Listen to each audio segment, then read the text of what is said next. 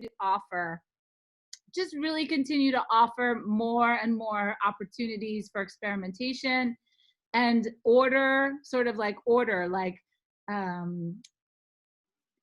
prepping a panel, collaging, painting, scraping, painting, scraping. I mean, even in that sort of repetitive flow that can just really go on, like painting, scraping, and then switching like a paint medium, and then painting again, and then adding more wax on top of it. I mean, it just can go on and on. So I think where we're at today, and what I really wanted to do was kind of define what was possible for the next 3 classes, so that everybody felt like they were not getting overwhelmed, but sort of like digesting like one process or idea at a time, so that you can like go back and practice that this week, or add that to some other paintings that maybe are at a certain point and can get to the next level.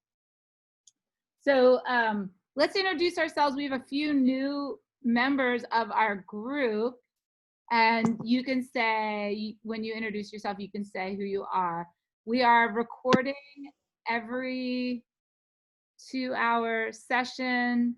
And I apologize for the time. Patty, thank you so much for being like on top of me and remembering what time the class actually was, which is much better for me because I am teaching mornings this week. So I was like, oh my God, I gotta like run home, stuff my face, get my stuff ready and be on at 1. So I got to have a piece of pizza and I feel much better starting at 2.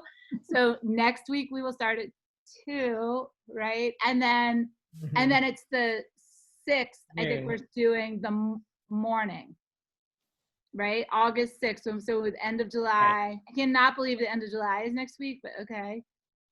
All right. So I just see you in order. So Patty, you're actually next to me. And I'm also going to do 2 views. So I don't know, hopefully everybody can see. And this is an interesting question for you guys before we start. Do you want oh, I don't think I can do that. I was going to say, do you want my phone? It's going to be an aerial view of my table. And but you'll have, I just don't know if I can make this one the spotlight. Huh. All right. I think I'm going to have to be the spotlight, but I'll try not to focus on me. I'll definitely try to focus on the artwork. Okay.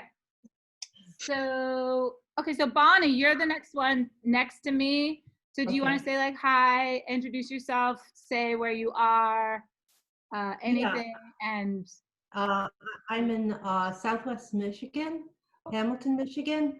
I've been working with Encaustic for between 2 and 3 years now. Really like the medium, but what I found has been very beneficial to me is the combination of using stencils and wax and colors and all these various mediums that I wasn't using before. right. And it's really broadened my perspective and has shown me what I like and what I don't like to work with. So Awesome. been good. Thank you. Well, we've loved I've loved getting to know you and having you along. So, and thanks for being here for our journey in our next three classes. Okay. So then Nanette, I have you next to Bonnie on my screen. I'm Nanette and I'm from Chicago. I'm relatively new to Encaustic. I love Leah's work. And I find it really inspirational. And of course, I'm looking for my like own intuitive voice in all this. Right. And I have been taking photos for a few years.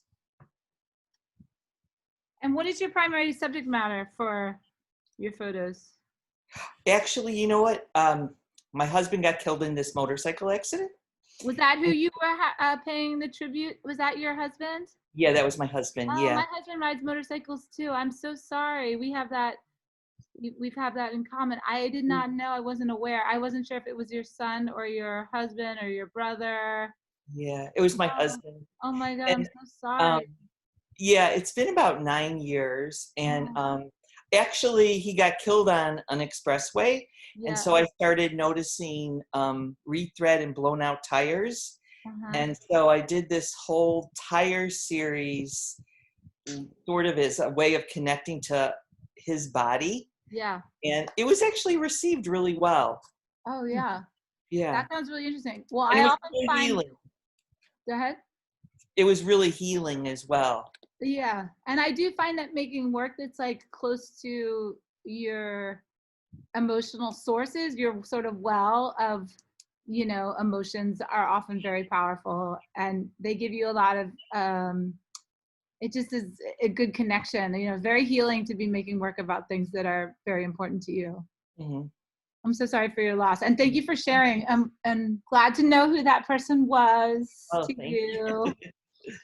Okay, Patty, you're next. You're now hired officially. You're my manager. I just had other things scheduled around that. So No, we nominate you, Patty. We nominate you. The group is anonymous. I see a lot of shoes and hands there, and everyone's saying it's you. You're our organizer. Thanks a lot. I do a lot of that in my That's life. what you need, right? Another Yeah. job. Another job. Another thing to take care of. I'm sorry. Okay. I'll be good. I'll be on time. Hi, everyone. I'm Patty. I'm from Eugene, Oregon. And I have been doing art, mixed media art, since, gosh, I don't know, about 11, 12 years. And I've kind of found my way into Encaustic with some of those mixed media artists that I worked with. And then I found Leah's work with the photography, and I think it's amazing and really free and beautiful. And that's very different than a lot of the work that I've done before. So I'm trying to learn more about photography at this point, which is challenging for me. Yeah. But I really love playing with Encaustic. I don't think I'm great at it yet. I think it's such a learning curve. Well, and you have to if really it makes spend you a feel any lot of better, time I don't with feel like I'm great at it yet either. There you go. But I think, I definitely believe that humility is like the, you know, biggest hat that anyone should ever wear as an artist, and always trying to be a student to the medium, you know, like, you know, that the medium is the highest power, and then sort of like our art intuitive spirit life is a high power, and then we're just like, okay, what can we mess up today? Like, help me, guide me, help me.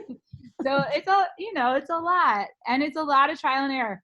If it makes anybody feel better, I could probably take a couple snapshots later just for you guys. I'm not showing anybody else this, but when I clean my studio, I probably have about 2 full boxes of terrible, like really bad encaustic pieces. So, you know, there's not, you know, everything, even for people who do it every day, people that have been doing it every day for 20 years, it still just is not always pleasing to the eye, right? And what you think is going to happen doesn't always happen.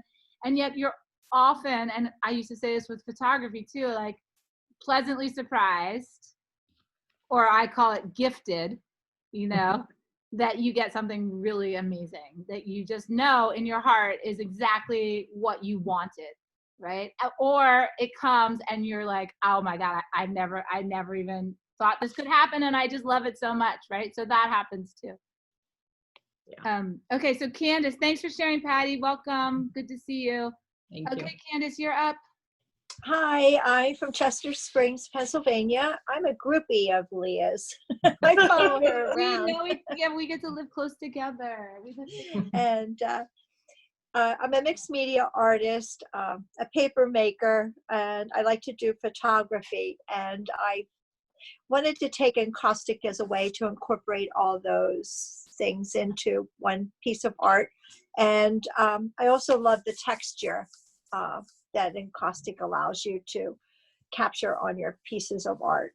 So right, and I've known Candace for a couple years, and she's been a super supporter, and it's just so nice to have her in my life. And I know she's been to a bunch of my shows, and I know it's really not, I mean, I can't tell you how much it means to artists to know that people are paying attention to what they're doing. I mean, hours and hours and hours we spend, artists, in the studio by ourselves, and physically exhausting ourselves and mentally exhausting ourselves and judging ourselves and critiquing ourselves and, you know, tossing and turning at night because we know we F something up in the studio, or that we couldn't finish something, or so. Thank you, Candace. You know how much I appreciate you. You're welcome. I appreciate you too. I love hope I taking always come out looking good at the end of the road. And when the show date comes and you're like, oh, I better deliver. I better deliver. Well, like, how oh, did I hope it looks okay.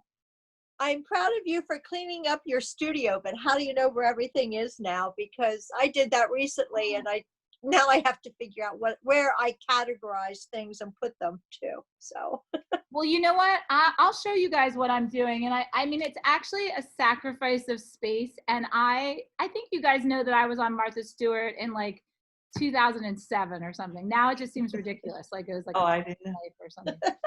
Yeah, and so I had to work with her production team, and I had to go to her studio in New York. Well, first I had to basically take my process and put it into seven minutes. So it was literally like, first you do this, and then you do this, and then you do this, and then so I had to kind of write it down like I was writing like a thesis paper about exactly what I was doing. And then I had to practice it, and I had to make mini tapes. And then, oh, look, Sherry just got here. And then I went to New York, but she is what she says she is. I mean, like, so if she has like scissors, she has like a scissor board, and she has like every size, and then they're labeled with the title, because I'm sure every scissor in the world has like a title, whether it's like paring scissors or gardening scissors or shears. Candace, you know, my life is not like that. So I don't think most of us have a life like that. I mean, the time that it takes to really organize yourself. And to me, I have to be able to see my supplies. So if it's in a drawer or I can't see, I'm not, that's not good for me. Like, I would rather limit my supplies and have less. But then of course I'm always like, oh, I want to try this. Oh, I'm going to buy it. And every time I go to the art supply store, I'm like, get this, bring this home. So yes, I threw out probably like 4 or 5 bags of trash. I don't like to throw away artwork, but I did go through and decide, like I said, that about 2 boxes worth of panels really are not speaking to me anymore. If they spoke to me 3 years ago, well then that was then, and I'm not responsible anymore. So, but now they're not speaking to me. And I think that's one of the things that's really incredible about art and being an artist, is that we're evolving technically and creatively and intellectually every day, right? And I've been really aware of this during COVID, whereas like, I feel like the amount of emotional and physical stress that we're all undergoing every day, and the amount of information we're processing with its challenges is really, I feel like, evolving us further more quickly, even though we're not doing as much. Because I think in a way, for me as an artist, I evolve more thoroughly when I'm going deeper. Does that make sense? Mm-hmm. Yeah. So rather, I feel like the less busy work, which I think a lot of us tend to enjoy because it's like easier, and we're in this place of a lot of intense, slow, deep processing, which is probably not, for artists, it's more normal because we exclude ourselves. I mean, people are like freaking out. I hear people talk about how they're freaking out about being alone, but like when I was a teenager, I went through this like almost 2-year period between like high school and college, and I knew I wanted to be an artist, but I really just purposely excluded myself from the entire world, you know. And I think that that's not natural. I don't recommend it. I mean, but for me at that time, based on trauma that I'd had and what I needed to do to sort of heal, that was an important part of my journey. And I wrote in my journal every day, and I took photos every day, and I drew and I painted. But for an artist, I think that's a little more normal than for most people. So I think it's made it easier for us too. Yeah. Does everyone agree with that? Like if you have a project you're working on, you're okay. You're not looking for things to try and amuse yourself with. Right. Personally, I think that. I think it's great. And I think if you don't have a project, I think whoever signed up for this class, I'm going to give you lots of projects. And I love to give assignments, and I love to pick topics in art and study them. And there's a lot of ways that you can study a topic. So like today's topic is going to be about 2 colors.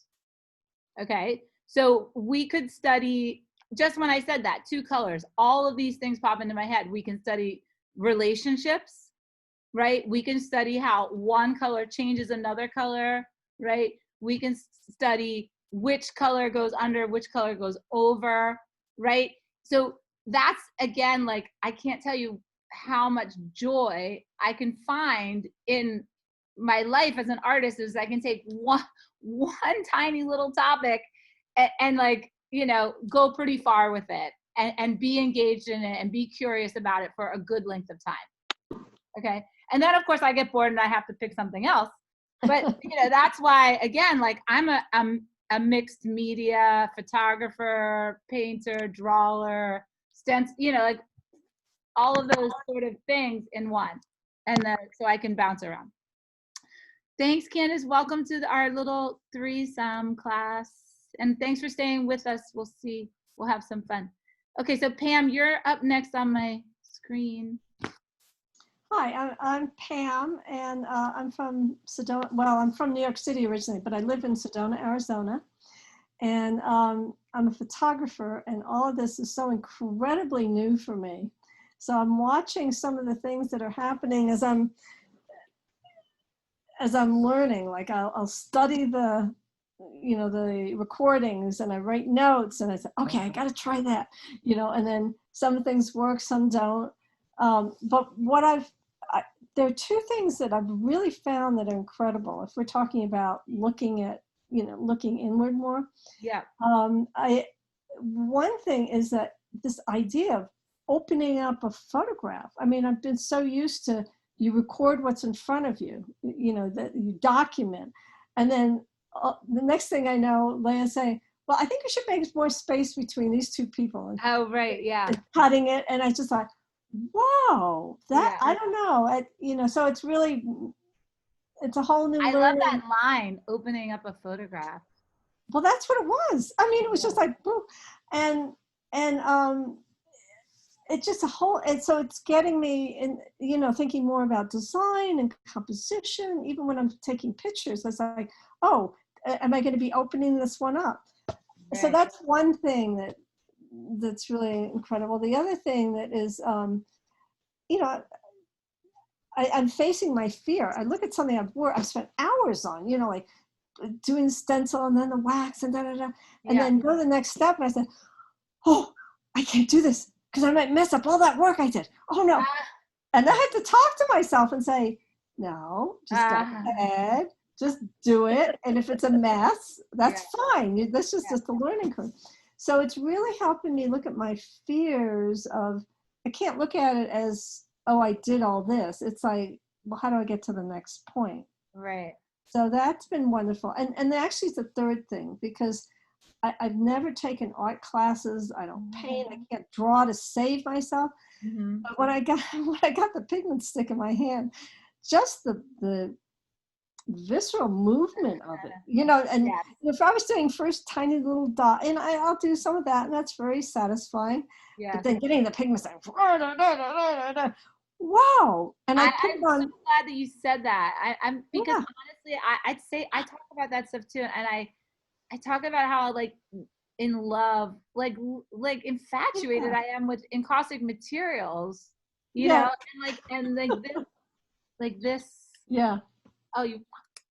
Like, right. He's like, I know how much I love you. Like when I put my fingers in it, and so that's like it's almost like a primitive, and it feels. It's like it feels, like a joyful, and I love. I mean, I always joke with people that I really am a finger painter, because I don't feel like I'm trying to literally describe something. It's like I'm sort of It's exercising happening. just like Yeah. my movement to kind of create Right. something. And it's, Yeah. but it's interesting how you're expanding your imagery and making it more, I always use the word dreamy, but you know, you could say softened or intuitive or ethereal, ephemeral. You could use any of those words. Well, that part I haven't learned. I haven't really gotten that part, but just the idea of using the photograph only as the basis and then opening Right, up. as a starting point. Yeah.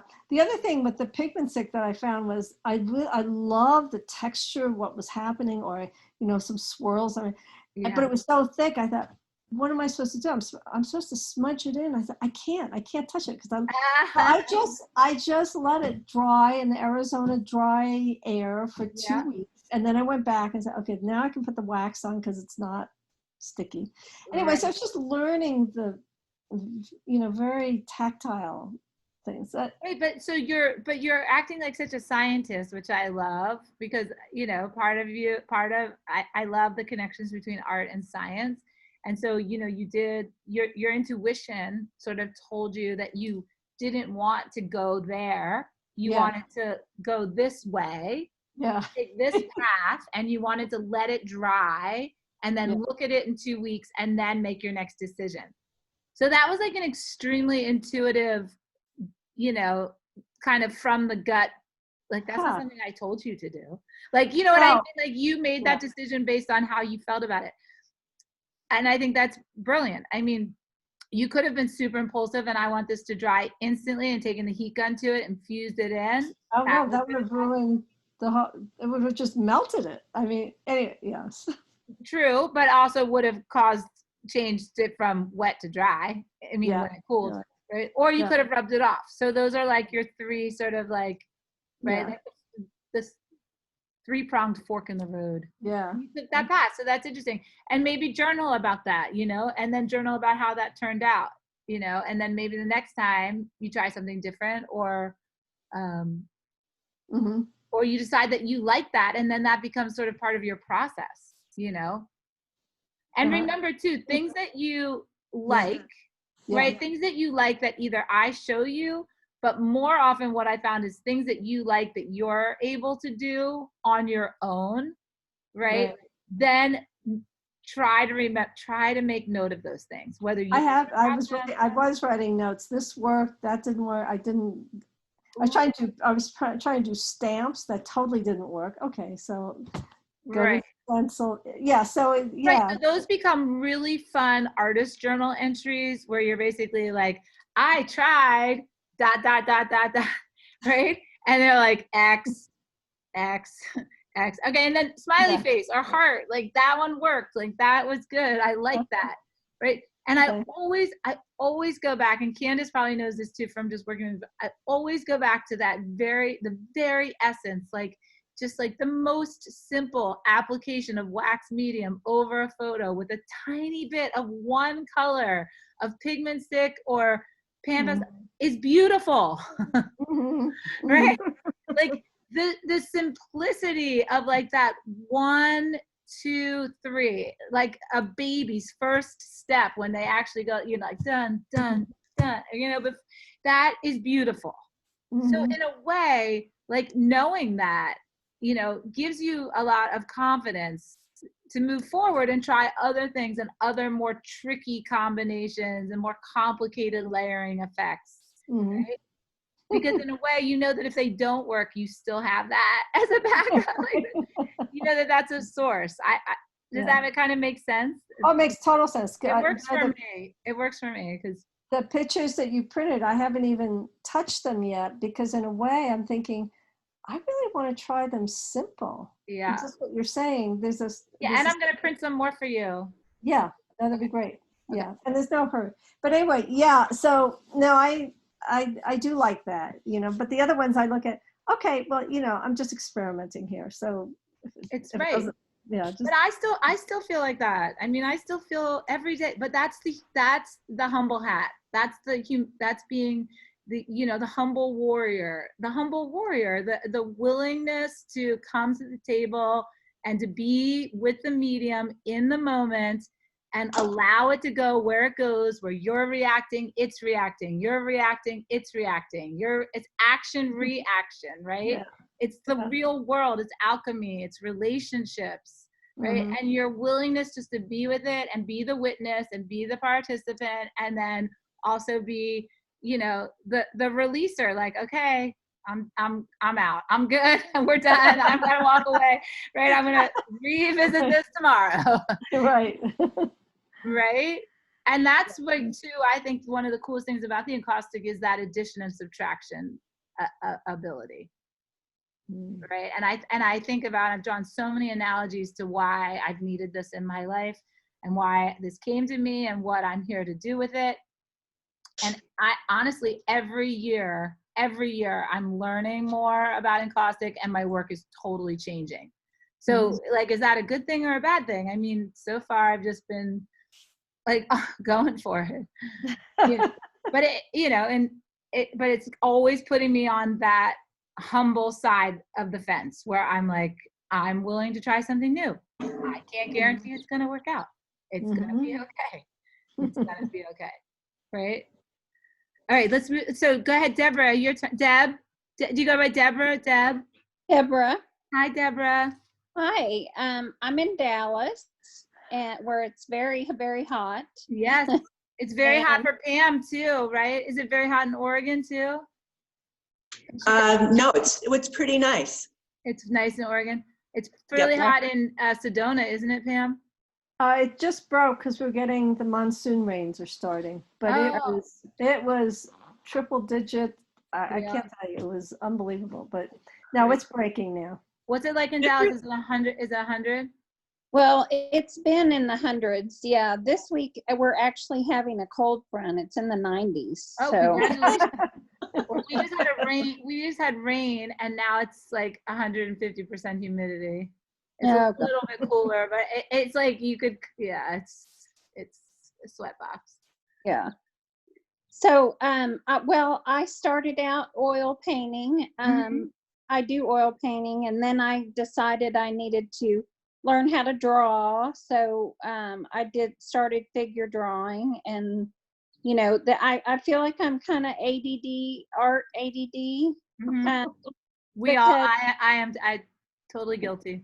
I know, because I look at one medium and I'm like, oh my God, so many different styles too. Yep. But what I like about encaustic is that, when I draw or paint something, it really kind of has to look like what it is. And I mean, it doesn't have to, but that's the way I interpret it. And the thing about encaustic is you can't control it. And, it's kind of, it does what it does.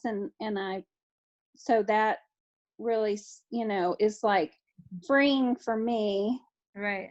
To do a different type of medium and approach. And I had so many photos from reference photos that I take pictures all the time, and a lot of them don't make good, wouldn't make a good painting, but I feel like this is a different venue for some of, for photographs. Right, and you could think about combining your drawings, your line drawings, or any of your line drawings as the source that you use in your.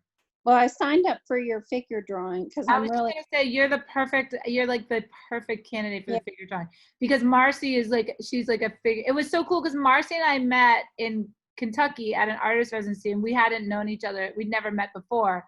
And I mean, I think all artists are instantly akin, that we like feel, we have lots to share with each other. We understand, what the other person is feeling like in living in this world, where a lot of us are not artists, and there are a lot of us that are artists. And Marcy and I just became really instant friends. And it was like, we literally have been like living these like parallel lives where I was like photographing women figures, and she's been drawing women figures, and I've been adding wax, and she's been adding wax, and yet our work is quite different. I think our work has a very different final outcome the way it looks, but our process and our interests were so similar, and that kind of thing is also interesting to me.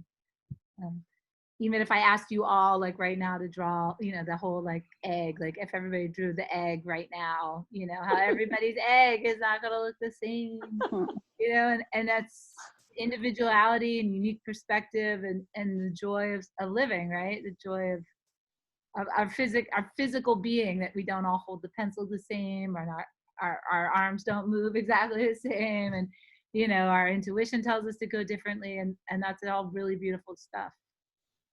Well, I'm glad to have you along, and we're gonna have fun today. Okay, Madeline, you're up, and Sherry made it too. Sherry, your video is not on, just FYI. You guys don't.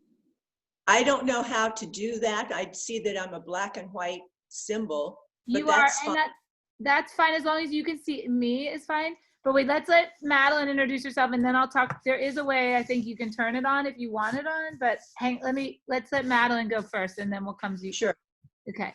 Hi everyone, I'm Madeline Sugarman. Sherry, there's a little button on the bottom of your screen. I was gonna make a link for that. No, I'm just kidding. I'm just kidding.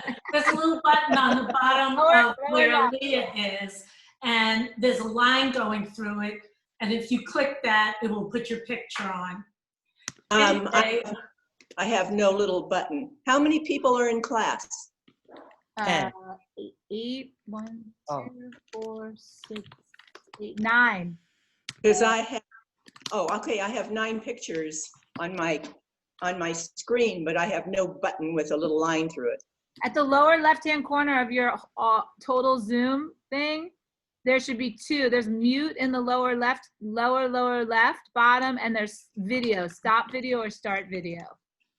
Start, no, it's at the top. Okay. So start video? Yeah. Yeah. Okay. It keeps, Zoom would like to access the camera. Yes. Okay. Yes. Yeah. We saw you. Oh my God, here I am. You can quiz us. Okay. All right, go ahead, Madeline. Tell us too. You and Sherry are friends. Yes, and tell everybody about your group. You guys also have a group. Yeah, I live part of the time here in Naples, Florida, and part of the time in Georgia. And Sherry lives part of the time in Naples and part of the time in Oregon, which she'll tell you about. But we actually met out in Santa Fe at an art conference. And it was an Encaustic conference. Nice. At the Encaustic Art Institute out there? Yeah. Yeah, I love that place. I've showed there a bunch of times. I love them. Yeah, I have a painting in the museum there. Yay! Yeah. Oh yeah, you showed me that. You sent me a picture of that. I did? Yeah. I don't even remember, but anyway. Yeah, you did. You told me and you sent me a picture. Yeah. Anyway, Sherry and I met out there, and we decided that Encaustic, you know, it's so prevalent in Santa Fe. Yeah. And so many other places. But in Southwest Florida, nobody even knows what it is. Right. So Sherry and I got together and we said, this is just ridiculous. Let's form a chapter. And we did that. And she and I started a chapter, I think it was in 2018. She said, the only way I will do this with you is if you're the president and I'm the vice president. Oh my God. So I did that for 2 years, and now she's co-president. But it's really been great. We have about 12 members in our group. Yeah. Anyone can join the group who loves Encaustic. Yeah. We had 5 or 6 exhibits last year, which was great. That's great. We do demos, anything to bring the awareness to Southwest Florida. And it's all right, well, as soon as COVID's over, I love Naples, Florida. I am there. Come on down. You all can come with us, and we'll have a COVID reunion tour on the beach. Absolutely. In February at your house. It's the best time to come. And my house may be finished by February. I'm in a construction zone right now. But anyway, so we started that group together, and we really enjoy doing this, and we've really brought a lot of awareness to Southwest Florida. The newspapers have done articles on us, magazines. It's been great. It's really been great. Yeah, and I started teaching at Naples Art a couple of years ago, and now Sherry is teaching with me, and we are teaching 9 courses between December and March. Wow. Wow. Are you guys online I'm now? predominantly a cold wax artist, but I do love encaustic, and the first time I worked with wax was encaustic. Okay. Love it, still work with it, but primarily I'm known as a cold wax artist. Okay. But I'm always trying to learn. You know, when you stop learning, you die. Yeah, I agree. Yeah, so I'm still trying to learn, and I thought this class would give me an ability to spread my wings a little bit in hot wax. Awesome. Yeah, we're gonna do some fun stuff. We're gonna do and Sherry, do you want to introduce yourself? I'm glad you made it. Oh my God. Don't you love technology? I know. I'm glad to be with you. And this is the first time I've done in Zoom, so I'll use that as my excuse. But I'm glad you called and told me, hey, where are you? It is a little bit deceiving because you think like if you just get the link, you can, but you have to have the app on your device. It's a little more complicated, but anyway. Yes, and trying to get that to go in a moment's notice when everybody's waiting for me was a I know, it's always like that last second. You're like, do I sign in 15 minutes early and wait here, or at the last minute and fear technical issues? Absolutely. I'm an encaustic artist, and I've been one for about 8 years. And Madeline introduced cold wax to me, so now I do both. Okay. And I can't say really where my heart is. I think it's with hot wax. And I love Leah's process. And so that's why I'm here. I've watched all her videos, and that's why I'm in this group. Awesome. Tell me the name of your group again so that people can look it up. Tell me. Southwest Florida Wax. Did you guys get that? Southwest Florida Wax, because we know that. So you can search swflwax.com. swflwax.com. Oh, perfect. Okay, and I even wrote it down. I'm on it. I even had a pen. Okay, so I wrote down just a couple things what came to my mind while we were all speaking. I love the intuitive voice that somebody mentioned. I love free and beautiful, and I love the idea of opening a photograph. So those are kinds of some fun things. I also, the whole time everybody was talking, I was thinking about how like this layering process and encaustic layering is so like cathartic, and it's sort of like it's like veiling, right? And it's like layering and layering and layering and layering. It's almost like burying something, right? And then what we're going to talk about today is sort of the idea of burying and then like re-emerging, right? So this whole kind of process, this kind of primal process of covering something up. So that also brings to mind a lot of ideas in my head about like archaeology, right? About past pain, right? About hiding, right? Secrets, right? So that's like, I think these are all things that are sort of like metaphoric and interesting to me as an artist. Is like, I tend to start with like a fairly intimate image of something that I created with photography that's kind of personal and feminine and sort of like and then I go ahead and I add all these layers to cover it up, and then I kind of scrape them back to pick and choose which parts of the photograph I want to emerge and be seen, and then how I kind of balance all that texture. So it's sort of a really interesting, if you actually just stop and think about that idea or technique as a painting process, you're kind of like, is that really called painting? Like, I don't know. Like, because like then when I heard Deborah talk about painting, I'm like, oh, like I'm not like painting like that. Like I'm literally like, whoosh, you know, like whoosh, whoosh, whoosh, and burning and then scrape. It is not like you're like, dude, like painting process. So, okay, well, anyway, we're gonna go ahead and do what I had planned for today, and I'm not gonna think too much about it in comparison. So I wanted to handle this as a little bit of like a tech demo, and I'm assuming that you guys are kind of gonna watch me and maybe try this later. Is anybody gonna paint with? Is anyone prepped to paint right now? No. Okay, fine. I really don't have it. I think it's fine. And I almost feel like, in a weird way, it's like I'm out there on the playing field, and you guys are like my.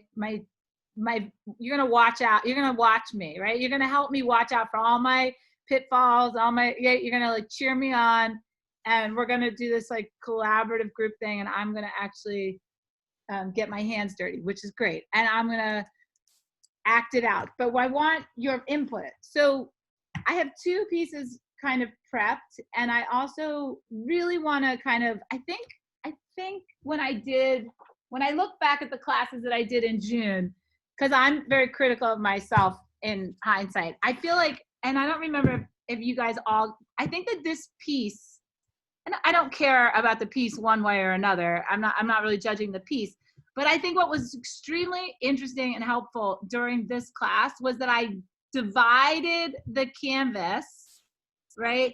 And I demonstrated similar technique, yet different, right? So I was kind of going for something which was like, an overlay of color and a little bit of a stencil pattern, but I did it with two different sets of materials, right? So that we could really see an apple and an orange at the end. Does that make sense?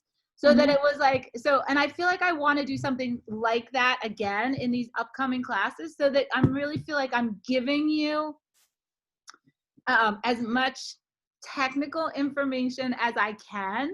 So then you can, like I heard you all just mention, you can sort of add your own intuitive nature, you can add your own cautionary, like fear, like you're gonna just add you to what I'm telling you, right? Like some of you might be less, using less wax than I use, or some of you might be, over fusing or under fusing, or whatever it is that it might be that are your particular styles. It's all good, because it's very important to be authentic to yourself, right? And it's very important to make art that matches your inner abilities and talents and vision. Okay, so this was Encaustic, right? Do you guys remember that this was and for Sherry and Madeline, you guys didn't see this, but this was all done with encaustic paint, and this one was done with wax, medium, and pan pastels, right? So, and I'm sorry you guys can't touch this, but the one side, this side, is almost totally like much more smooth, and this side is much more three-dimensional.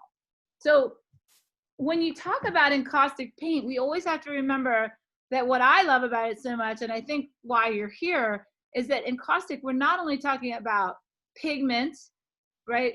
We're also really talking about depth. We're talking about its ability to live three-dimensionally. And I've been teaching photography and painting and drawing for so long now that really I find myself all the time talking about lighting, lighting. And the fact that we're taking reality, which is like whatever, and when we make art that's two-dimensional, right, on a board, we're compressing it. We're flattening it, right? So we're taking like this can, and we're drawing it into it.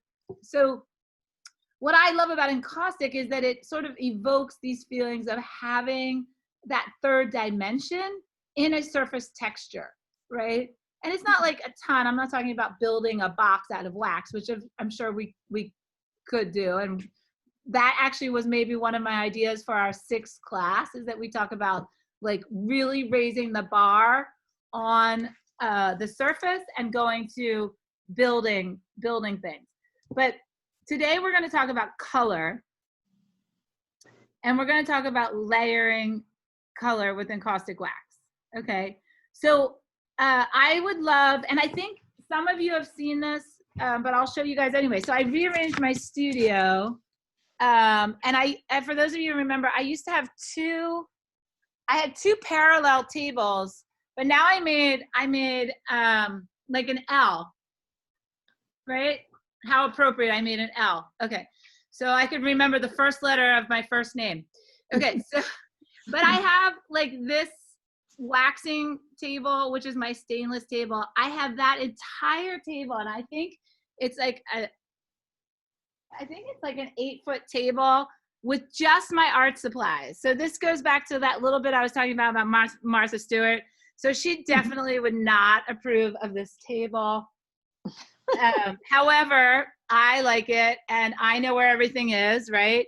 I also really like to see my color laid out, right? So I'm really trying to focus on color, and I really like to kind of rainbow out my colors, and keep my encaustic paint in these little piles so I can really see the nuances of the materials and the colors that I own.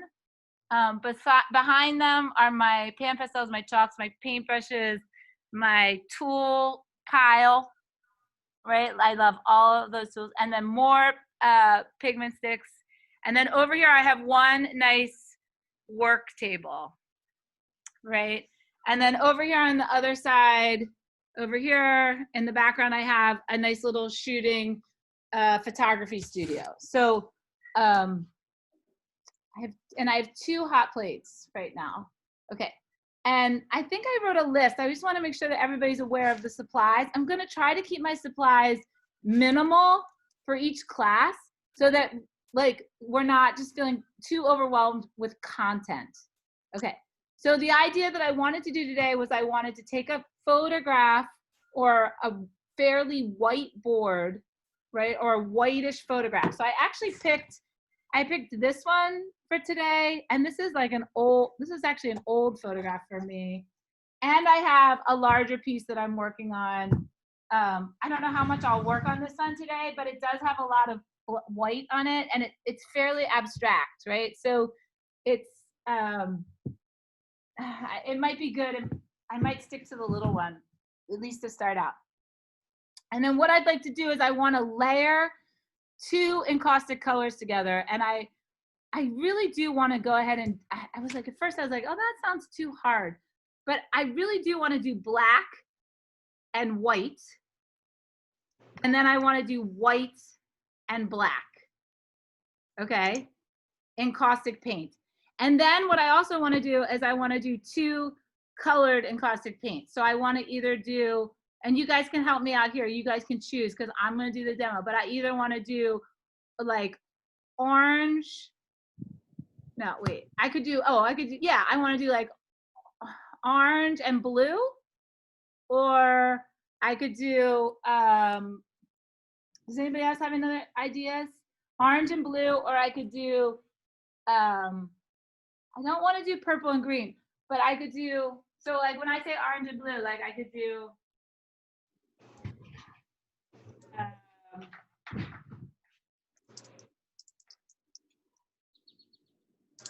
do these 2, which is kind of like, right? Or I could do, does anybody have a preference? Or I could do, I could do purple and green. But I'd have to do, I would do a I could do a purple and green. Okay. What do you guys think? Purple and green. You want me to do purple and green? Okay, but this is not, okay, so this is a light green and this is a purple, right? Okay, and you guys know, for those of you who are familiar, you know, and now I'm not going to tint my paint like I normally do, right? Because you guys have watched me paint and you know that I like, it's not right. I know, we're moving the light. You know, I like to tint my paint, but I'm not going to do that today because I'm going to do it just straight paint. Okay. So it's kind of like, just think of this as like cocktail class, and we're not going to mix our alcohols. Right? And we're not going to sweeten them with simple syrup or lighten them with fruit juice. We're going to straight shooting today. Okay. Just for today, just for demonstration. Okay. So we're going to do blue and brown-ish, like ochre. This might be brown, red. And we're going to do green and purple. And we're going to do black and white. So literally. So we're going to do white. And I just have to make sure one of these is black. So we're literally going to do white and black. Okay. So the first thing that we always do when we start out, oh, hang on one second. I'm going to add the other camera. Let me add the other camera.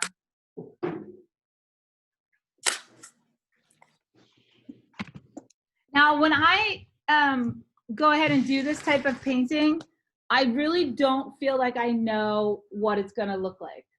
Okay. So I'm kind of, and I think about, I think a lot about ceramic artists when I do this type of work. Can you guys let me know when this, are you guys looking at this other camera? Is that good? We only see your studio. Candace, I have two windows open. Oh. The other one is small, very small. The other one is very small. Right, that's what I was saying. Yeah. Right, that's what I was saying. I don't know how to switch the spotlight. Let me see if I can switch the spotlight on that one. Hang on one second. How's that? Okay. Good. The only problem with this is, do you guys see? So I dropped my phone. Do you guys see how this side has a blur effect? Yeah. Is that bothering anybody? No. I mean, it is what it is, right? Okay.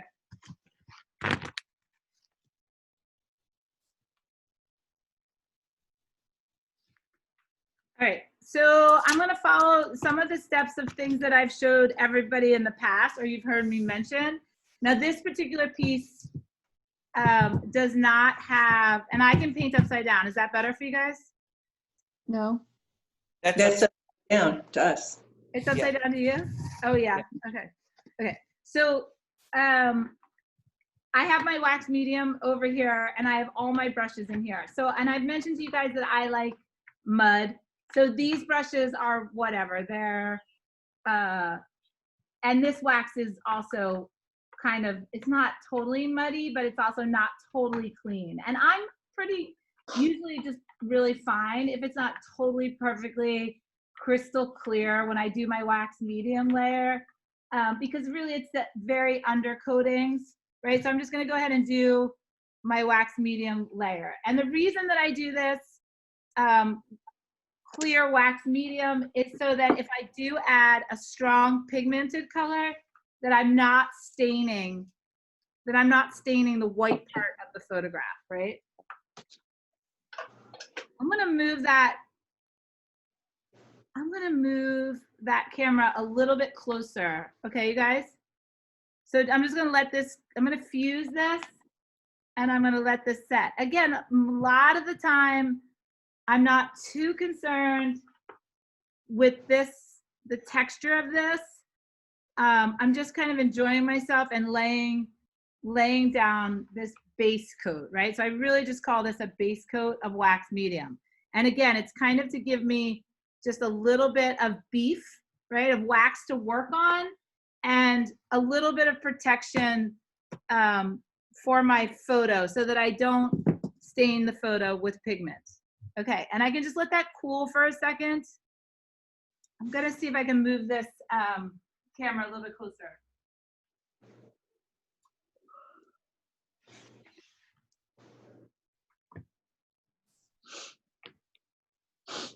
Also, there's something popping up on my screen over here. Hang on one second.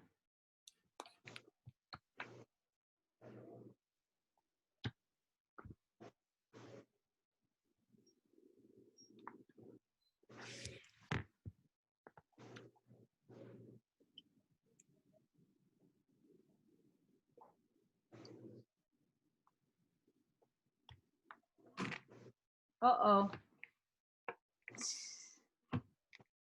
Is that better?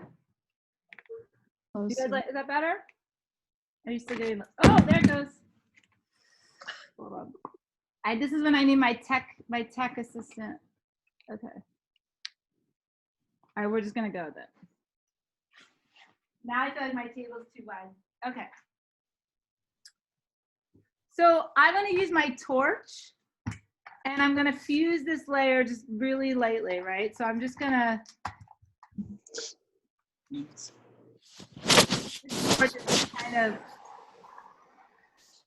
I'm just gonna go slowly. I'm just gonna give it a very soft.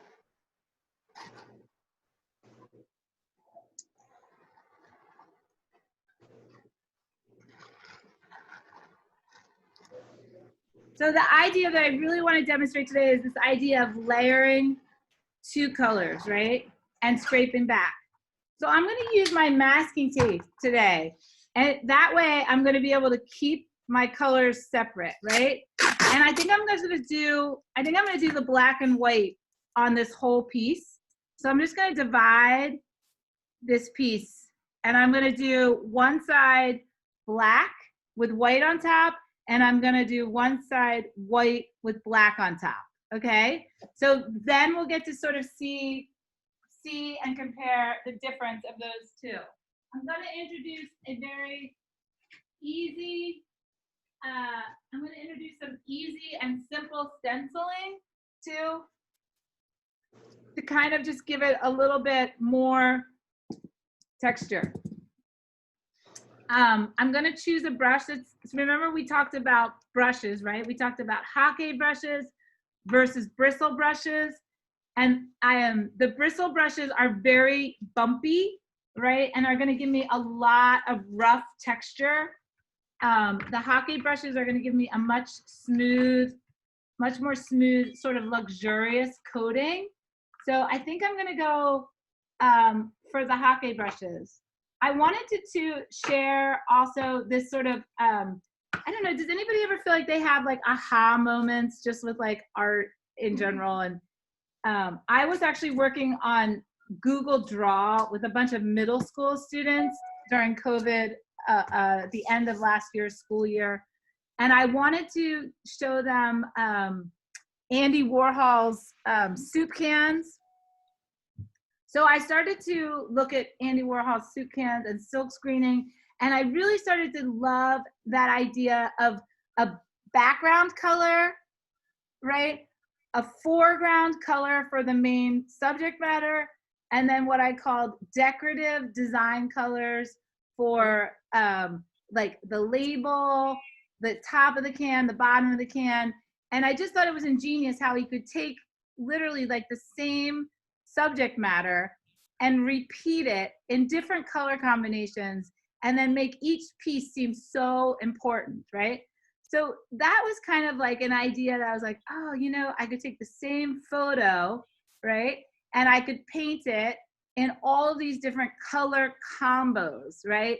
So that would be like background color, subject matter color, decorative colors, right? So this would involve like a little bit of premeditation on your part as the artist as to the photo that you wanted to use, right? Or the drawing, and then how many color combos and variations you wanted to think.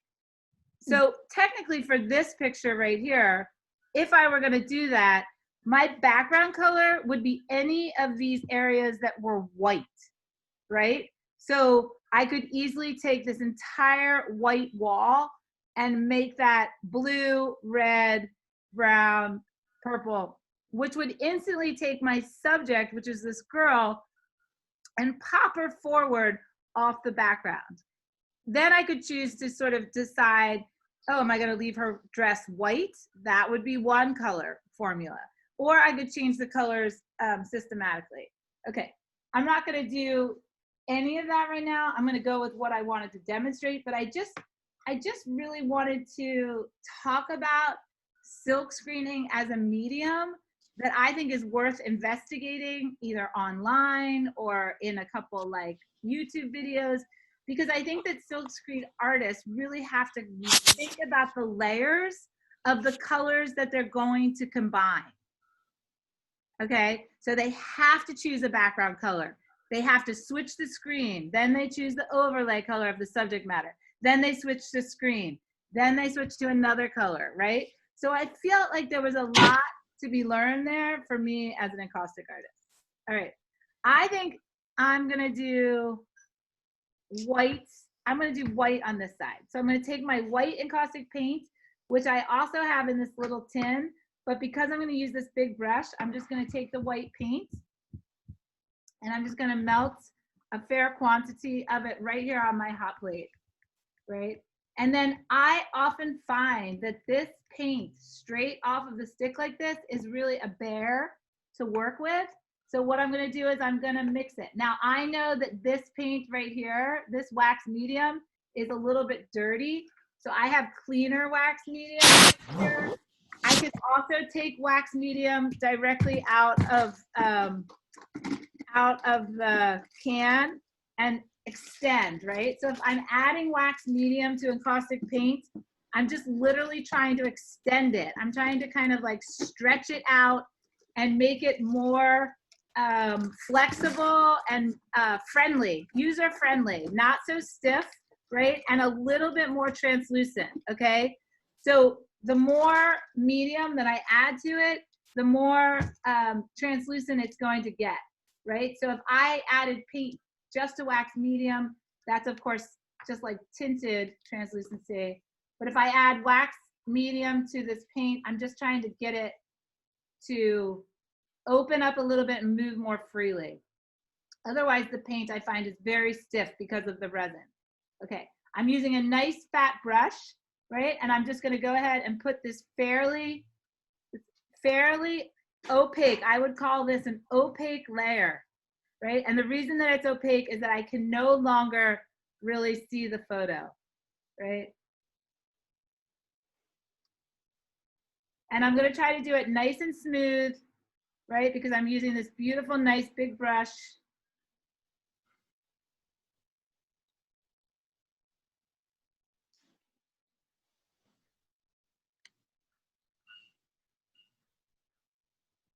Okay, so that looks pretty good. Pretty happy with it. It looks like I spilled a gallon of milk and froze it. Okay, so I love white encaustic paint. It's actually one of my favorite things. I'm gonna go ahead and fuse it, right? And I'm not really intentionally trying to get rid of texture, anything like that. I'm just trying to just make this kind of beautiful. It looks like candy. Okay, so now I have my marshmallow coated artwork and I have no visibility, right? Totally cloudy day, no visibility. Now I'm gonna go ahead and make a little bit more room. I'm gonna remove this mud. I don't need these I don't need all these brushes right this second. And I actually have a backup hot plate over here. This mud has a really strong green tint to it, but you know what? I'm gonna try to do this black next, so I'm not really gonna care. So this is black encaustic paints. And I know that I'm not ruining my photograph underneath because I put that nice layer of encaustic medium on there. I also know that I don't care if I use slightly dirty, right? Dirty wax medium, which happens very easily around here. I don't really care because black is black, right? And black is boss. So black, no bit of dirty wax medium is gonna affect it. So I should move my tape, right? So I pull my tape. Now this, like unto itself, is sort of like a beautiful process, right? Of splitting the canvas like this and using masking tape to mask areas, right? So next I'm gonna go and I'm gonna cover this line And now I could, you guys, I can. Do you want me to make like a gray area? I could make a gray area. Okay, so my gray area is gonna be a little extra mixy, okay? So did you see that? I just moved the tape over a little bit. So now this will be black, but then this will be my in-between. All right, so I'm gonna sort of take this black encaustic paint. Now, if I want this paint to be more translucent, I'm gonna add more mud or encaustic medium, right? And that controls the density, right, of the encaustic paint, which allows me to do either opaque layers or translucent layers. Okay, so I'm just gonna go ahead. And it's really nice if like you can see where the black is going over. And I made this fairly, I would say fairly for black, I made this fairly Translucent. translucent, thank you, yes. Because you can see a little bit of the photo underneath, but it's plenty dark enough for me. And if I continue to build this up in layers, I can make it also more opaque by adding more layers, right? Now maybe just for fun, right? And just for argument's sake, I add an extra little technique in here. So I'm gonna add one of my faves, which is what I call dripping. And what I do is I suck up all of this. I'm just gonna add a little extra technique. I'm gonna throw it in here and I'm gonna do dripping. So I'm gonna do it at the bottom, and it's also, you could, right? So I'm just gonna put that, and I'm gonna just start tapping on this brush to create these little black dots, right?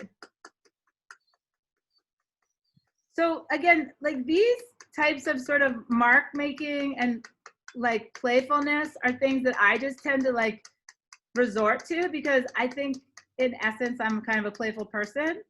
And I'm always like, why not try?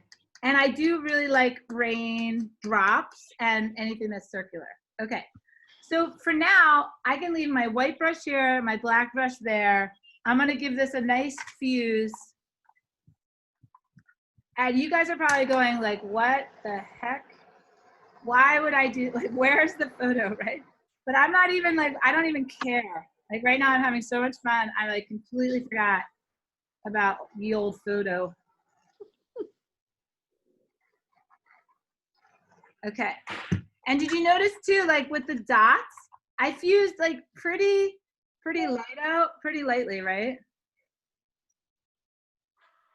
Now I can tell you there are a couple places where I feel like encaustics are doing their own thing that I didn't really want them to do, but I'm okay with it because we just talked about how humble and sweet I am and understanding.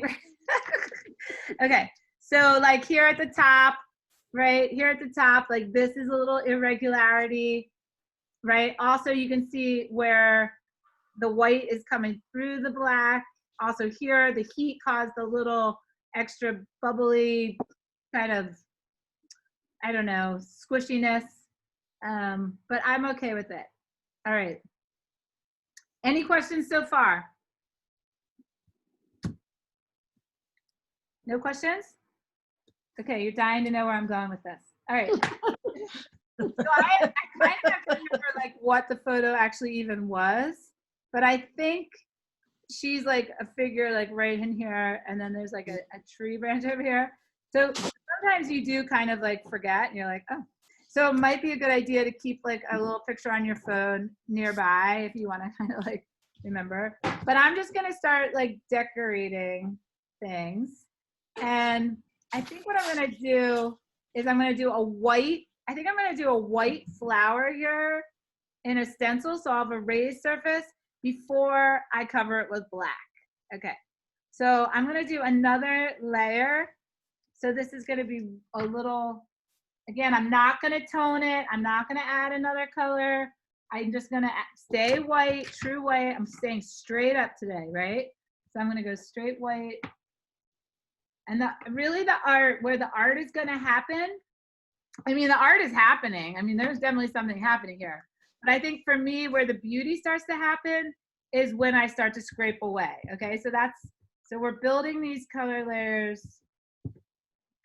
All right, so and notice too, when I do stenciling, I cannot emphasize this enough. I did not brush it, right? What did I do? I basically kind of like, I've always felt like I'm just moving content, right? So I picked up the paint and I'm filling these pockets of the stencil, right? Then if I want to secure my stencil, I can take a scraper. These are my paint scrapers. But this one, like I actually took like a metal file and I filed it down, right? So the thing that I like about the scraper is that it's a strong tool. I also really love a palette knife, especially this shape, right? Because I feel like I can totally kind of control the corner of the palette knife. Also, you have a lot of wax material here, right? So look at all of the encaustic material I have to manipulate. So this is one of my favorite techniques too, is that while I'm scraping the top of the stencil, I'm not wasting one drop of this encaustic paint, right? So RNF makes sure that we pay a lot of money for our paint, and it is so playful when it's warm like this. It's joyful, it has movement. And look how much paint I have here. So what I might decide to do is take it to my black side and just see what happens if I spread it out. I could also spread it out because it's warm enough. I could spread it out on a form, right?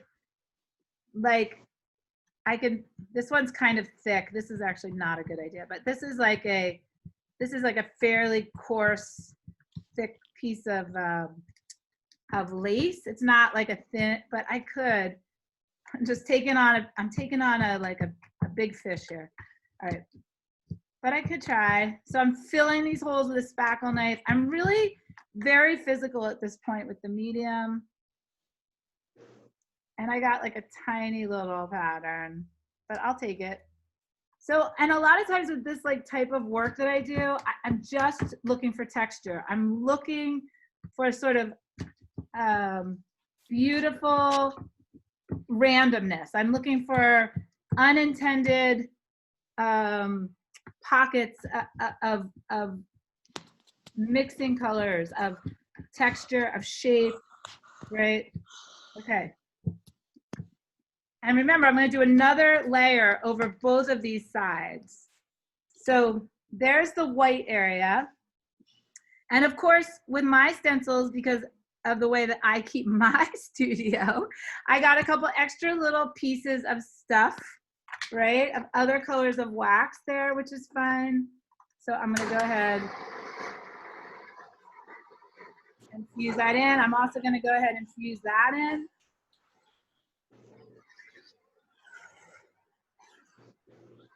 And I don't want to fuse too long on these techniques because I don't want to lose what I got, right?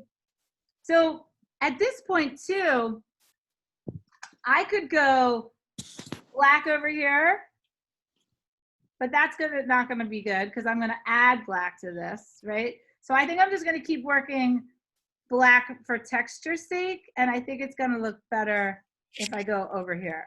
So I'm just gonna, and look, now I have 1, 2, 3 layers happening. So I'm gonna go for black on top of this. And don't worry, I'll forget what I'll forget. I just feel like this starts to become almost second nature for me at this point, where I'm just like, I think about weaving. I think about over or under, over, right? Over, like a braid. It's more like a braid, I guess, really. You know, when you take the 3 pieces of hair and you just consistently like overlay them. So again, I've got a nice warm surface here. I can move the black around to really make the stencil pop. I can also take this black, right, and add it over here.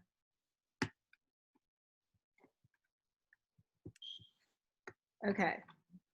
And I'm gonna lift this guy up. And now I'm gonna go, okay, so look what happens. So something happens. So this kind of stuck here to the stencil and I saw it coming up.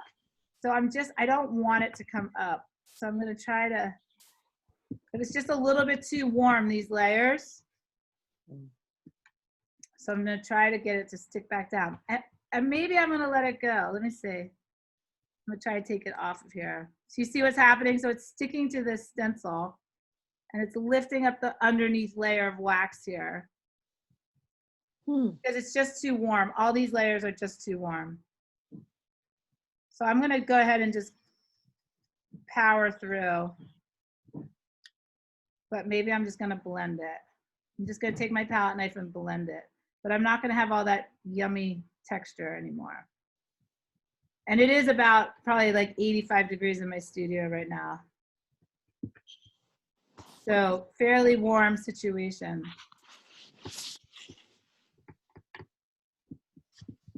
And the wax really does like to, it does like to kind of like set, right? And it kind of likes to have a little bit of breathing space in between layers, especially when you're painting and fusing. All right, so I'm just gonna go with that. I'm gonna fuse it. I'm kind of sad because I really wanted to see that bright, you know, the contrast between the black and white there. All right. But I'm gonna keep on moving. So now I'm gonna do black over here, right? And I'm gonna do white over here. I do think I need to really illustrate this to you though. I feel like I need one more black form. So I'm gonna go ahead and make one more black stencily form. Same thing applies, I melt the black paint. I'm gonna go ahead and put a big flower up here. And I'm gonna fill the pockets. And I'm gonna hope that this guy sticks up here, right? I'm gonna say stay. Okay. I'm gonna clean my palette knife a little bit. I'm gonna do a scrape over.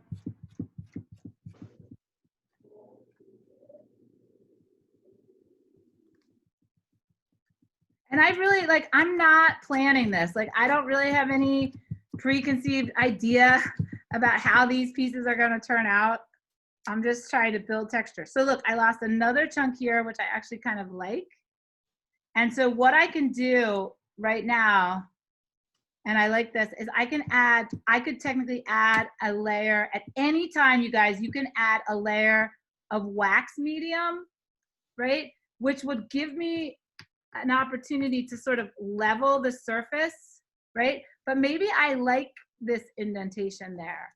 I mean, maybe I like that empty space because that empty space gives me contrast between depths, right?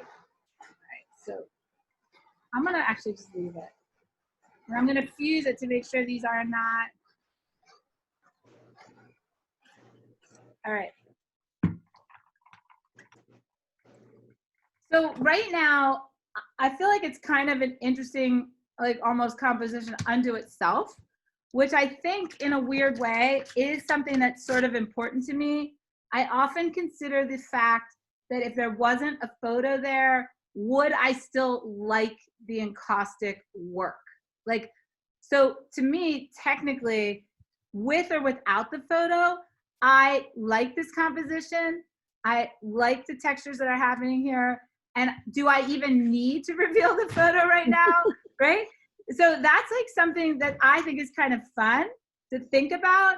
And honestly, about 2 years ago, I sort of had to take a break from always combining photos and encaustic, and I had to spend some time just painting with encaustic.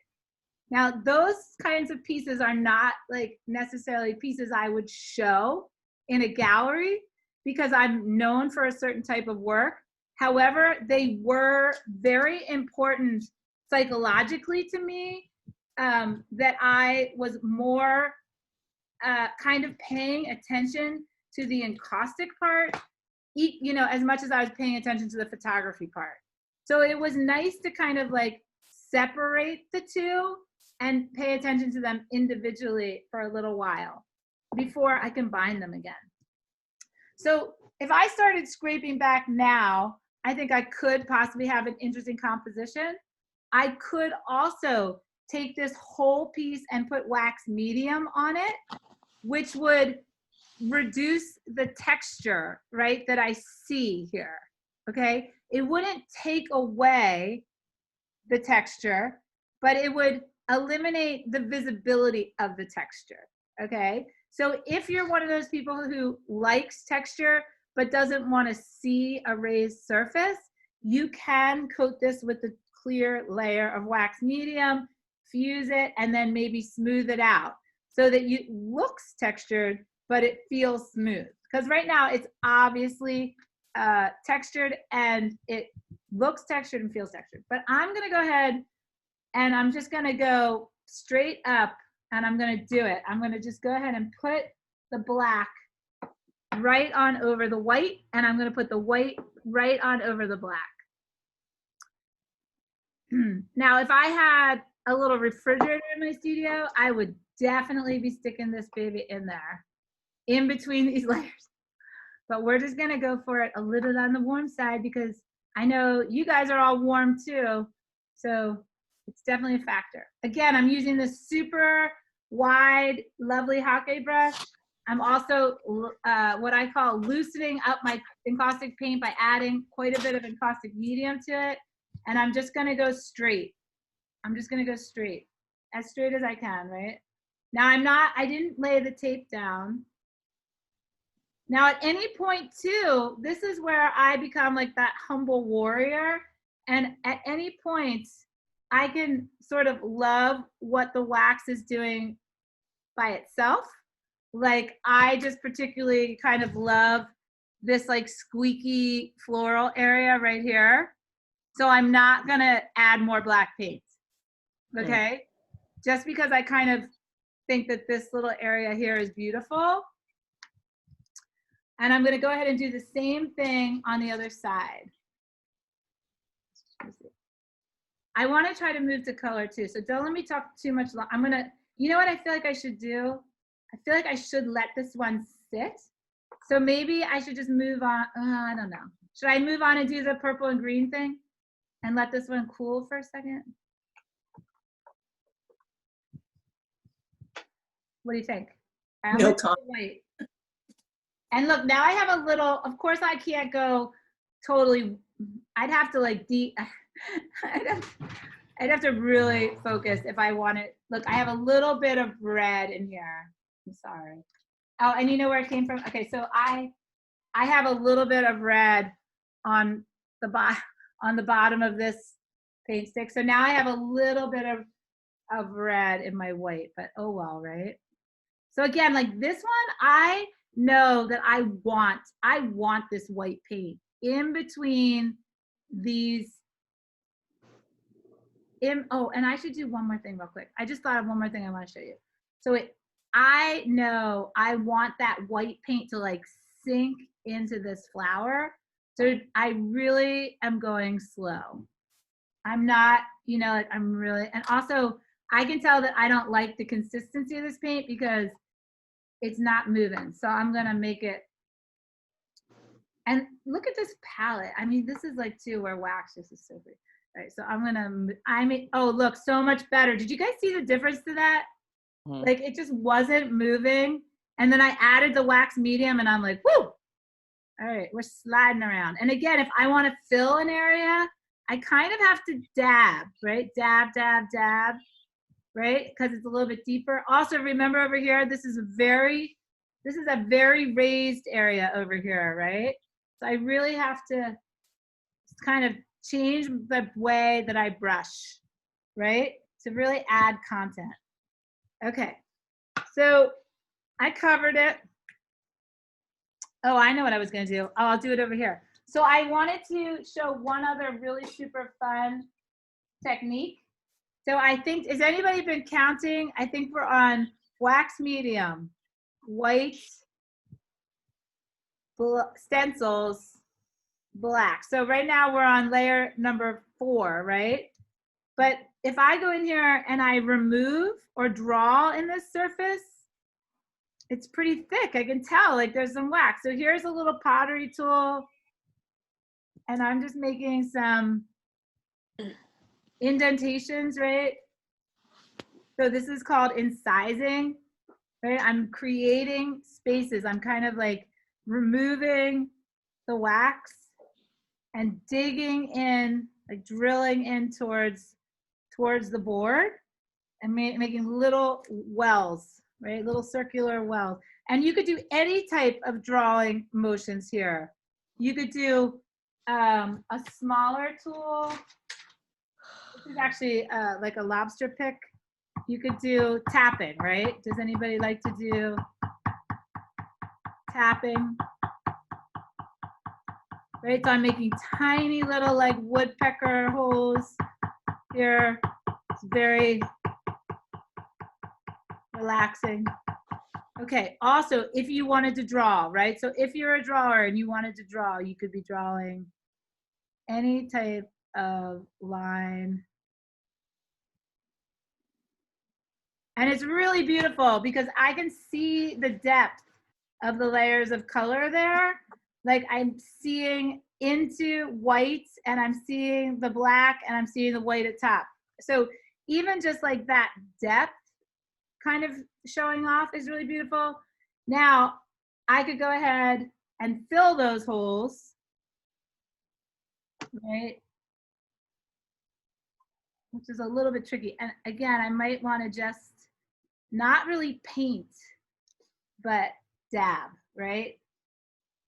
Because again, I'm thinking, and this brush is too big, right? That brush is just not working out. So I'm gonna try a smaller brush. I'm just, and some of this work, you guys, is gonna be, you're gonna see it. Some of this work, when I start scraping, is gonna go bye-bye, right? So again, like I'm working more almost just for like sheer joy of working than really knowing what I'm gonna reap from the work, right? Like I don't know exactly what I'm gonna get back, but I'm planting. Oh, I like that word. I'm planting. Oh, I like that.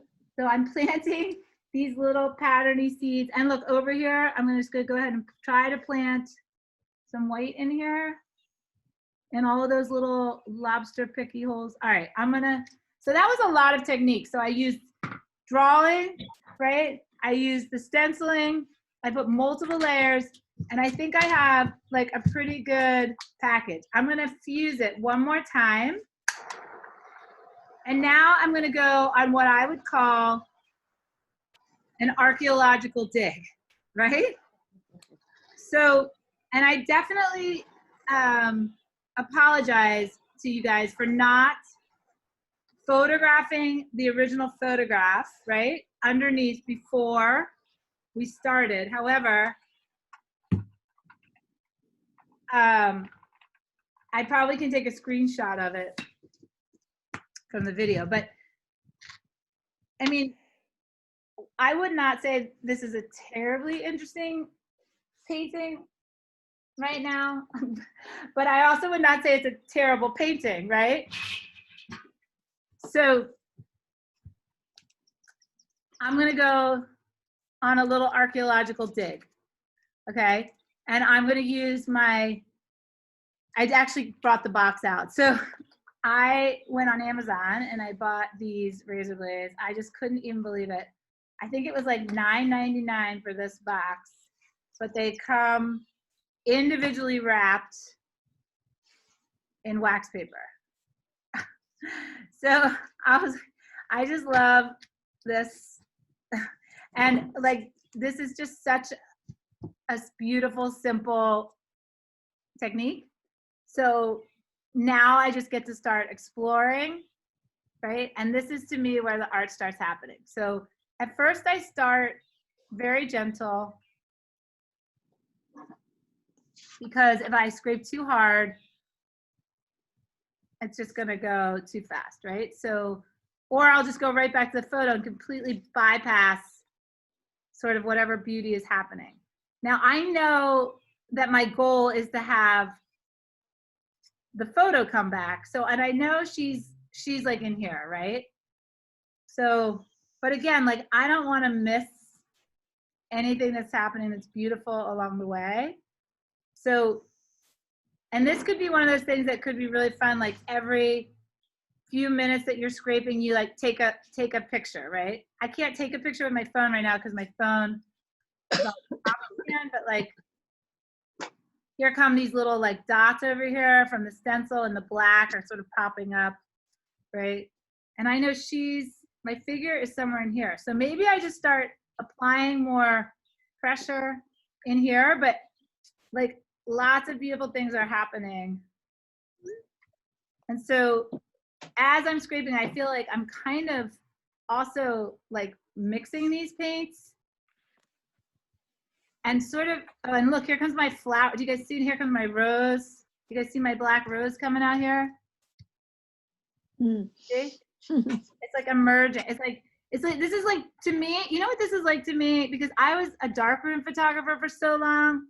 This is like being in the darkroom, right? Do you remember when you just took that white piece of paper and you put it in a tray, you know, of developer, and something, you know, was born, like literally born, like ignited. It's like so cool. All right, so I'm gonna have to put some muscle into this now. And this wax, this extra wax, I mean, you can put it back into it's gonna be gray, right? So you could save it, or you can just, you could put it into, you could just make a wax ball out of it, but you can definitely reuse it is what I'm trying to say. You just have to kind of be careful. All right, so I'm gonna have to start applying more pressure. And once I kind of find her, then I can figure out how much of her I want to reveal, right? So this is all about revealing. So is this sort of the technique you always use? Yes, I always do this. Wow, this is great. I always do this. So what I've been doing too is that, and what I'm going to teach you guys is that after I've kind of done this a couple times over, then I go back and I fine tune it, and I actually do translucent, what I call semi-translucent glazes over. Okay, so I'm having a little bit of a problem because I can't remember where she's. But I'm getting, wait, there's the, oh, here, wait, here's something. I can't remember though. Do you want me to look on my phone? No. She's got to be in here somewhere. And I know she's on the left, right? She's not, I mean, this could be like a Leah brain thing, but I'm pretty sure she's on the, no, yeah, no, this is her hand. Here she is. I swear, this is her hand. Do you see it? I don't know if you guys can see it, but she's going to end up being like right underneath this. And what's really cool about this, I think that from the, oh, here she is. Here she is. Okay, so this is important. So when you get closer to your subject matter, whatever that might be, right? You're going to want to sort of like slow down, because you don't want her to look like cut out, right? And there's ways we can kind of like merge her back into the background. But you want her to feel like she can exist in this sort of fantasy world of material that we've created, right? I actually really like the way this side turned out. Okay, so here is her shoulder, right? Now I could switch scraping tools, right? So I can switch to a palette knife, which is going to be probably a good decision, because when you get closer to the photo and the wax gets thinner, you run more of a risk of scratching the surface. Oh, I see. So here's her shoulder. Oh, and here's her face. Okay, or sort of, like here's her, right? And here's her arm, and here's this dress, right? Okay, so I think that's good. So I think I've uncovered her enough. And then what I might do is, if I'm happy with the wax, is that I just switch directions with the materials, and I use different materials to kind of finish the job. So some of those materials would be a pigment stick or pan pastel. Also, this is like a tree shadow. So I think it's important that I kind of like emphasize the darkness of this going in this direction. Right? And then also kind of like the tree-ness of it. Like it's kind of like a tree. Okay. All right. So what I might do too is take some wax medium, because now I basically have like a curve, right? In my composition, where I have thick wax, I have totally thin, right? And then I have thick again on that side. So what I might do is just take a little bit of this mud, but it's wax medium, right? And I could take a little bit of this white and really thin it out to a translucent layer and just kind of go over it so it doesn't look so cookie cutter, right? So now this is like what I would call a blending layer, right? Where I'm using a little bit of wax medium, just so, because I really had to cut in so deep to find her. But now I want to just kind of like level the surface, but I still want to see her, almost as though I'm looking at her like through, the bottom of a glass jar. Okay. And then also, we're going to talk about this next week, but this wax medium can also just soften, right? It can soften the harshness of any area, sort of by just adding a little bit of fuzz, right? A little bit sort of like haze to the harshness of like that black, black and white in contrast to each other. Okay. So I might just fuse this real quick and maybe sit with it. I think what I'd like to do is do a similar demo.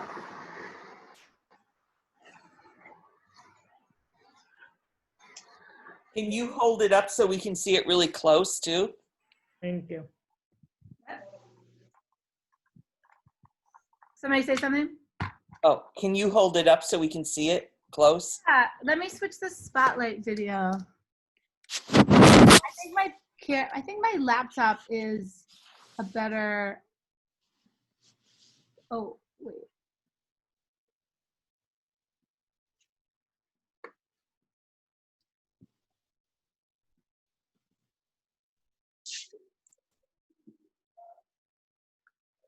Oh, that's weird. It won't let me switch. Oh wait, maybe did it switch? No. Oh, there. Yeah. It did? Yeah. Mm-hmm. Oh, there you go. Okay. Oh, yeah. Mm-hmm. Pretty. It's really pretty. So like here she is, very ghosty, right? But what's really cool, and I'm so sad you guys can't feel this, is that this, even though it looks this textured, to crazy texture, it's totally smooth. Right? So that was like something like, even down here where it's really dotty and everything, it's like it's totally smooth. Now I could smooth it more, right? If by gently just razor blading it and smoothing it. Then rather than, so this is kind of a fun technique too, rather than feeling like I need to carve her out more to see her, I can switch to my pan pastel, and this is my graphite gray. And if I add like shadows and highlights, right, just kind of like paint her, right? Like in this very, like you're gonna see more of her form, right? Isn't that interesting? How if I just added, and I mean, that's not exactly right, but because I can't even really see it, but do you see how when I just added that little bit of shadow here on her head, like you could see her figure again, right? So I don't feel like I have to be right on top of her. I could still be like painting her from like layers away, right? And sort of like bringing her to the surface by using these other mediums.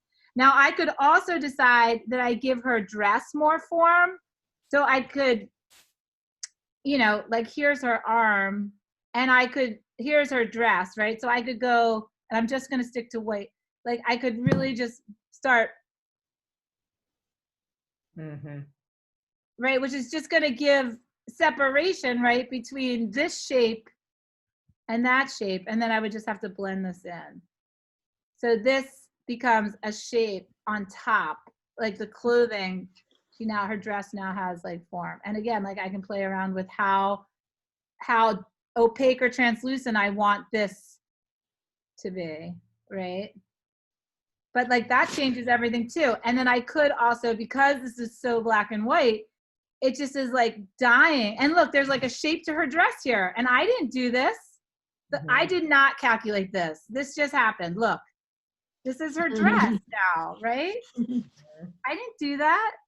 That was totally gift of the encaustic goo-goos. Right? I don't know what else to call them. I'm not into God, so I have to think of like goo-goos or boo-boos or something. Anyway, but look how cool. Like that's like so floral, and it's like kind of like a dress, and maybe it should be round here too, right? Because it's round over there, and I didn't choose that. It shows me, right? So okay, it's cool, right? And then I could make like this, like shadowy thing, you know, darker over here. Right, and this piece is definitely far from being done, but hopefully that was fun. I mean, that, and this is definitely something I do on a regular basis. I mean, I love to, and I'm telling you, sometimes they work, these layers, and sometimes they don't. But listen, if I decide that I don't like something, it's too busy, I can either work with it and accentuate it with the pigment sticks, or I can paint over it. But look how much that helped. Wow. Yeah.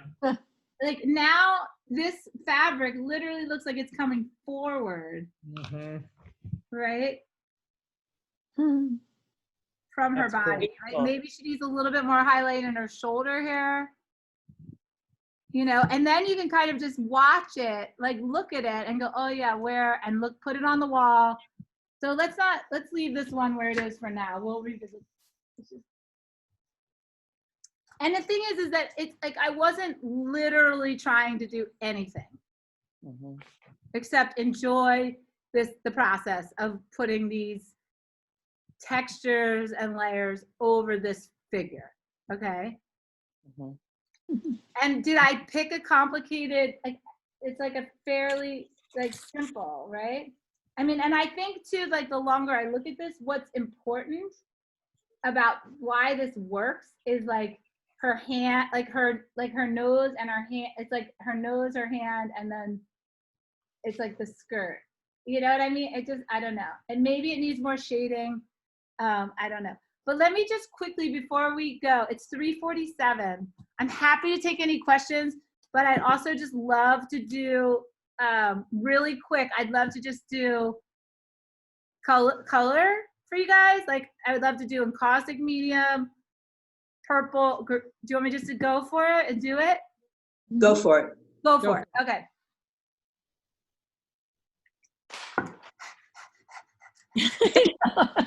Hold on. You know what I'm gonna do? Actually, this could be fun too. So I'm gonna leave. I'm gonna switch back to the other. I'm gonna switch. Right, you guys like the other video, right? Okay. I'm gonna leave the white here, and I'm gonna put the green. I'm gonna make the green and the white. I'm not gonna waste. I'm a little bit of a stickler about not wasting paint. So rather than paper towel up this paint, I'm going to add green to the white, and I'm going to add purple to the black. How's that? Huh. Mm-hmm. Okay, because that'll just make the, and I like to, you know, I mean, I could teach you guys for years about, I love to mix paint.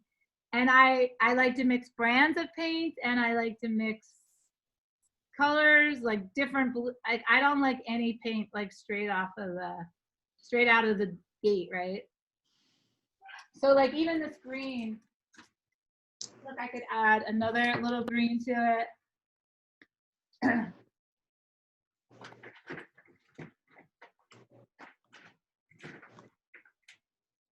I'm gonna add, oh, I can add another, I don't know. Okay.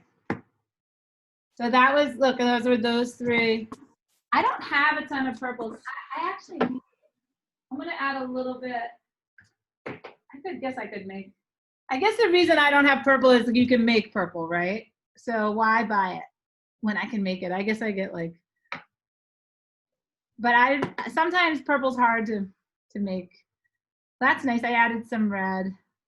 Okay, so I'm gonna add, and I'm gonna work on this big piece, just a section of it.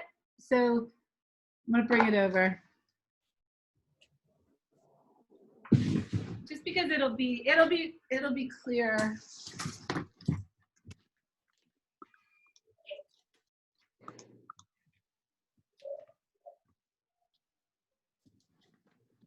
And I'm not gonna go quite as in depth as I did with the black and white, but I already have wax medium on here, but I'm just gonna put a little bit more in that area. And there's never, as far as I'm concerned, there's never enough wax medium. When I made those 4 4-foot by 5-foot paintings, I used 15 pounds of wax medium. Wow. Yeah. So, you know, I like, it's kind of like I think for people that like olive oil, you know, like, I don't know how people like, I don't know. I like things to be, I don't like things to be scratchy, right? I like things to be like fluid. And also look, so this wax medium now has a little bit of tone in it, but look how nicely it's accentuating like the white, right? And this is fun. Like when I paint a large piece with a small brush, it's fun because look, I can only do these little, did you notice I only can do these little like feathery, I can't do that big like strokey line. So that's gonna have a lot of texture in it because I applied it with that little brush going in little strokey part. So when you work on big pieces, do you just do little sections at a time? No, I do massive sections. No, I do, well, right now I'm doing this little section. I mean, it depends. It depends on the piece. I think I do kind of divide it. I mean, because I'm only so big, you know, like how much can I cover? But when I did the big pieces, yeah, I kind of worked on them in like 2 feet, like what I could reach areas, right? So I didn't, and but then I kind of would wait until like certain areas were all built up, and I would fuse like the whole thing, and then just start scraping like. Okay, so I'm just gonna go ahead and put the green on. Sorry.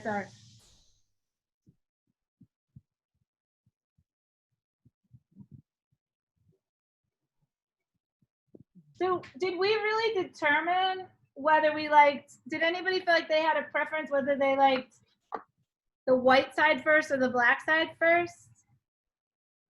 I mean, can you really tell the difference? That's my question. No. No. Isn't that weird? Like, but maybe with like the green and it'll be interesting to see. Like, I don't think that I can really tell if it went white, black, white, right? Or black, white. Does that make sense? I don't think I can tell. I wonder psychologically it's different. Okay, so like, I don't know if you guys can see, but like this area right here is so pretty because it's like just really like kind of like holy.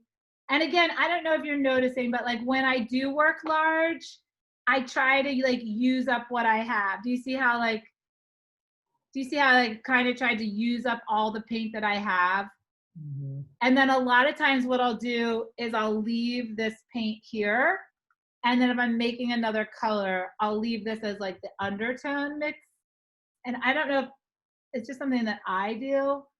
I like the idea that my colors are like somehow threaded together. Okay, so I took this like, I think Nanette asked me like, this is like a reasonable space for me to work on.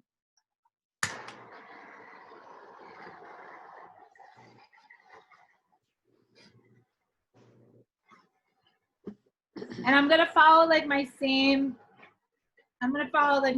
pattern that I taught you guys with the black and white. And I'll do a little, I'm gonna have to speed it up here. I'm gonna do a little, and again, like I'll extend this paint. So I'll add more translucent. I could add a little bit more paint, but if I add medium, I can keep this color kind of going and for another minute and like long enough to do like a little stencil, right? So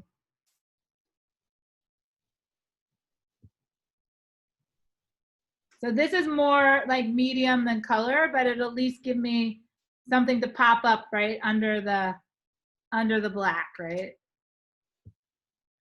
And I could do a little, even though I'm in greens, I could do a little bit of toning here.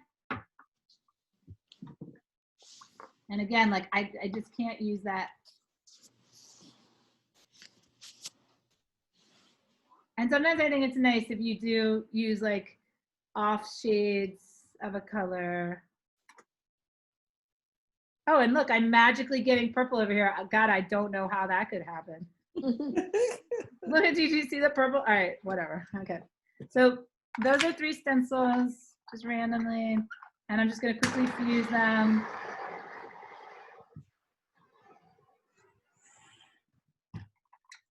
Okay, and I'm also gonna do a little bit of that incising work, right? Because look, I see these lines here. So like, I don't know. So I'm just gonna kind of like go what I see in the fog, right? I see some circles here. So like I see this other stuff happening here. So I might as well just like try to incorporate it here. I don't really know what it means, but it must have some relevance to someone somewhere.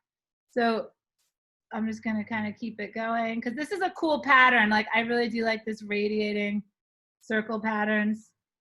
When there's go ahead. Was that a stencil? This was actually, yeah, this is a stencil. And like, as far as stencils go, like sometimes like ones that even look a little bit like cheesy or like regular somehow can, I think, be manipulated into looking like fabulous. Yeah. You know, like some just simple repetition of circles, you know, like, come on, we all like that. You know what I mean? Like, and look, now I'm having so much fun sort of like just circling on in here, spiral, right? So who knows? Okay. Here we go. So this is looking really dark, but it's actually just, can you guys see that? It's such a pretty color. I'm gonna extend it, but it is oh, and look at it where it mixed with my, okay. Ooh, all right, here we go. Oh, I'm scared. I'm gonna be brave. I'm gonna be brave. I'm gonna be brave. Oh, the black is very dominant, but we're gonna see. I can't really make it more purple. Oh, well, you can. It wasn't exactly the purple I wanted, but we definitely know who's boss around here, right? You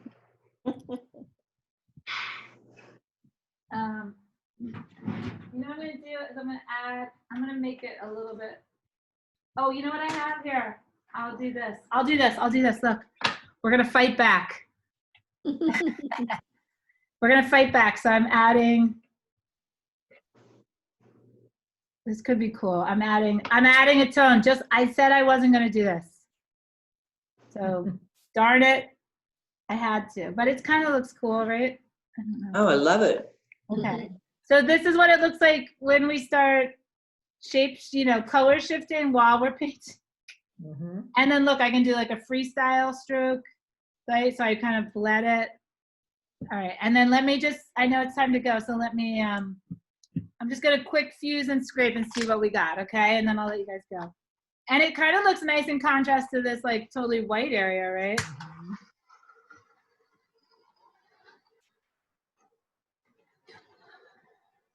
And then technically, I mean, just so in an ideal world, like as an encaustic painter, I think you're working on a couple of these at a time. And then you kind of do this fusing part and then you go bye-bye. Right, you go bye-bye. And actually, maybe I should make you all wait. Wait till next week. No. Just because like that's so hot. Why don't you guys ask me a few questions? And then, and also, let's talk about next week. So what I'd love for you guys to do for homework this week is to take a picture that you're working on or something that you want to work on and do the masking tape thing and split it in half and pick 2 encaustic paint colors and wax medium and do wax medium, one of the colors, some type of stencil, some type of mark making, and then put the other color on top. Right? Fuse and then scrape back, see what happens. And then on the other half, do the other color underneath the other color on top, right? So flip it, do some random stenciling, right? So again, we're not looking to like finish a piece or make a masterpiece. We're practicing a technique, okay? And then even just see if you like it. To me, this is where like the magic in encaustic really just starts to, this is what I think the medium is good for, is these sort of like molten, you know, hot, like liquid layers, you know, and scraping, sort of addition and subtraction, right? Just be careful too when you're scraping and you're taking the wax off, that you can use a paper towel. You just don't want to cut your finger, right? So when you're doing like this, just be careful of your, be cautious of your little hands, right? Okay, so take care of your little hands. Okay, you guys can talk. Do you guys have questions? Leah, are you going to post this? I am going to, yes, I recorded the entire class session from today, and I'm going to post it in my YouTube class number 4. Okay. Yep. Leah, Yep.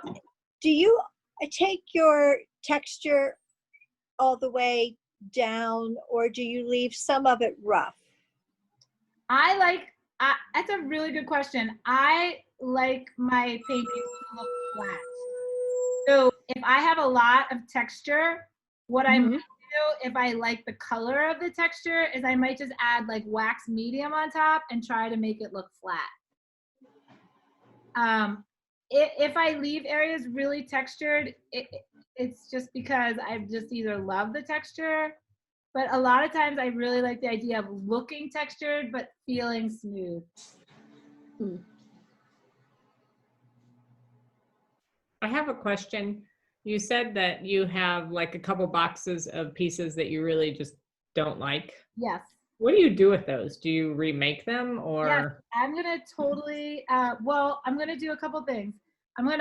If I really, really don't like them, I'm going to, if I don't like the photos, I'm gonna scrape them down. But what happens when I scrape them down is I use heat and razor blades, and a lot of times really beautiful things happen.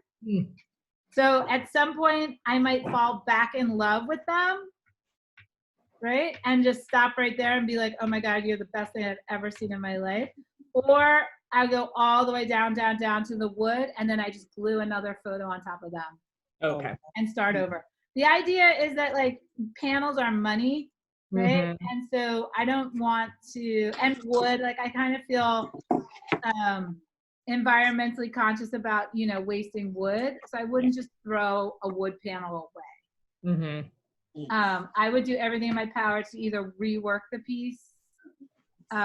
So, and also because I'm using like rice paper, I feel like some of the pieces have potential that I can fuse or really like liquefy the surface and embed the rice paper.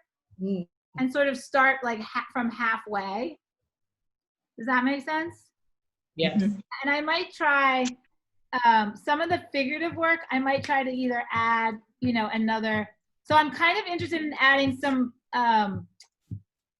less content heavy things. Like I was thinking about adding like some cloud, like, you know, like starting to use some more like light and airy kind of symbol photo, like photos, like more abstract photos of maybe some clouds or mountain ranges, like some landscape. I don't know, just to give my work like another feel in certain areas. Yeah. So, but I haven't actually tried it yet, but I feel like that might be interesting. Yes. Any other questions?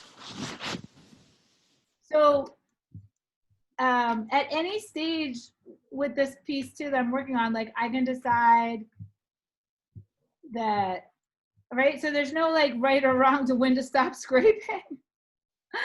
So, you know, I could decide, oh, it's too dark. So if it's too dark, that means I want to add more, remove more of this top layer. I mean, the razor blade is giving me a certain texture, which is kind of nice. I see a little bit of that floral and a little bit of the circles. So again, like a lot, sometimes I'll just do this until I just don't know anymore. And then I'll just let it sit till the next day. Or I'll start working on another area. You always scrape with a razor to start? I always scrape with a razor, yep. I do. And I was making some pretty cool razor blades by taking the inserts of straight blades, like longer blades, and putting duct tape on them. Oh, Here's a terrible example of one. But you can, so basically like they don't really, do you see how it's a razor blade? And then what I did was I just took paper, but it's better with duct tape. So this is a much bigger one, right? So I take the inserts, but they have like these weird angles on them. I technically just really like the little ones, but this is hard to hold on to. I mean, I don't know about you ladies, but my fingers are tired and my hands are tired. So squeezing and pulling is actually a lot of hand muscle. It's a complicated hand muscle combination. So, you know, I can only really do it for so long. So these little guys are very hard to hold on to. But if you remind me next week, I can actually show you how I make that other tool. I mean, you're more than welcome to try a scraper like this. The problem with a scraper like this is that it just is gonna remove too much content.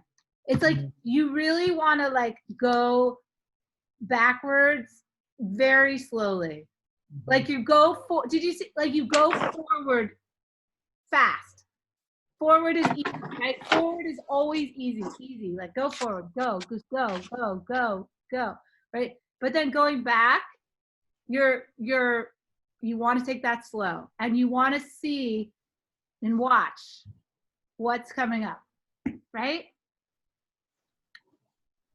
Leah, I have a question about paper. Yes.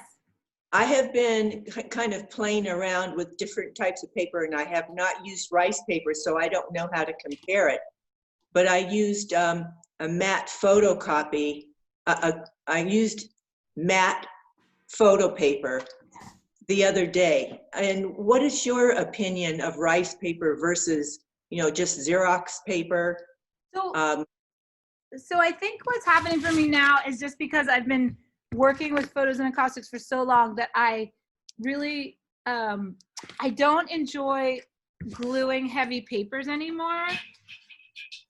So if I'm gonna glue photo paper to a panel, I want that to go on easy, and I want it to be lightweight, and I want it to stick. And I'm not really interested in the actual surface of the paper because I know I'm gonna cover it with wax. So I'm really looking just to get whatever's the most convenient sort of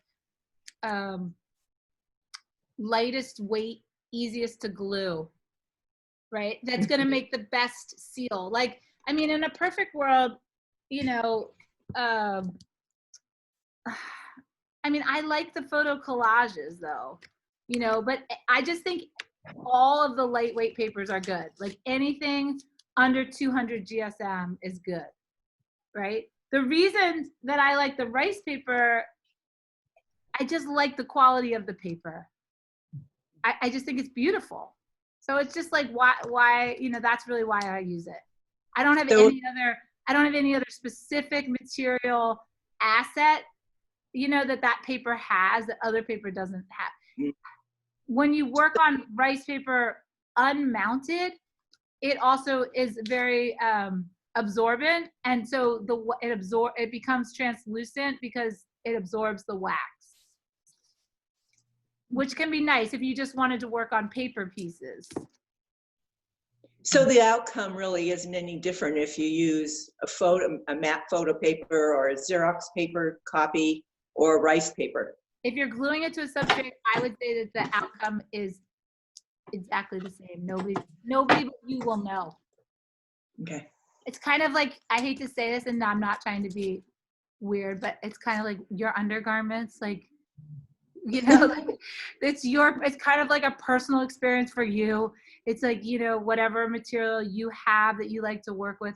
I honestly just at a certain point in my life, like you have to remember though, I started out gluing double rag fiber-based photo paper to panels. Like it was like I just ultimately at the end of the day just wanted to take a nail gun and like nail the paper to the like, I was so tired of trying to get it to stick on, stay on, attach, stay down, you know, smooth out, air bubble, you know what I mean? It was like a nightmare.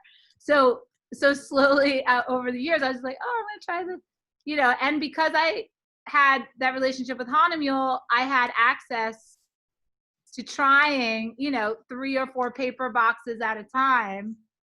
And like, what's the difference of using like a beautiful, you know, William Turner paper or a photo rag paper? Like, once you put 5 layers of wax on it, nobody's gonna know. Right. Okay. So it really comes down to what you like to work with and possibly your image quality, you know, like how much tonal range you want in your images. I find the rice paper images a little bit flatter. They are not able to have that same vibrant, they don't have any bleach in the paper, so your whites are just not going to be white. So if those are things that you like, then those are things that the paper offers you. Otherwise, you're fine with just even a, you know, generic brand of matte paper, I think. Okay, a good answer.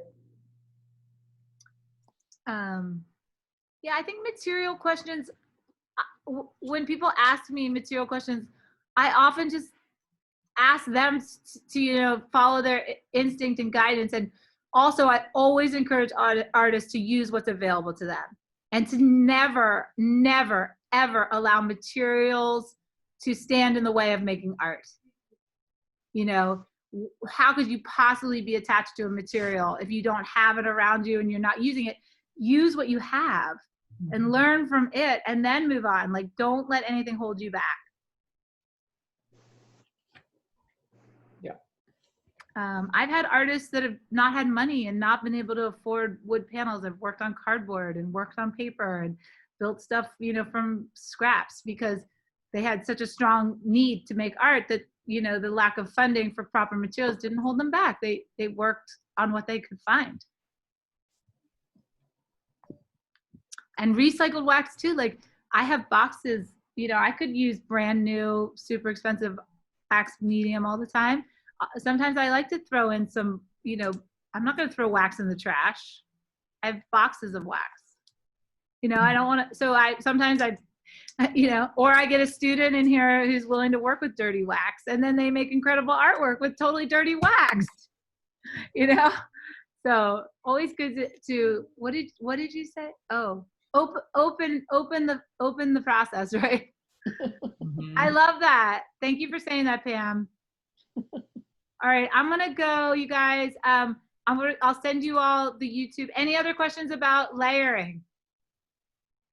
I hope that was helpful. Was the demonstration effective? Very Yeah. good. Yeah. Thank you, Leah. Just have to go Okay. practice. Yeah. So right. So think about I had no idea, right? I had no idea. And like, it's so fun, you know, and sometimes no idea works and sometimes it doesn't, but only through trial and error. Okay, Thank so yay, Thank sorry you. about the time confusion. Bye. Bye everybody, have a Bye, great thank evening, you. and I can't wait. I'll see you. Thank you for being with me. I'll see you next week. Okay. Thank you. Bye. Thank you. Bye. Bye.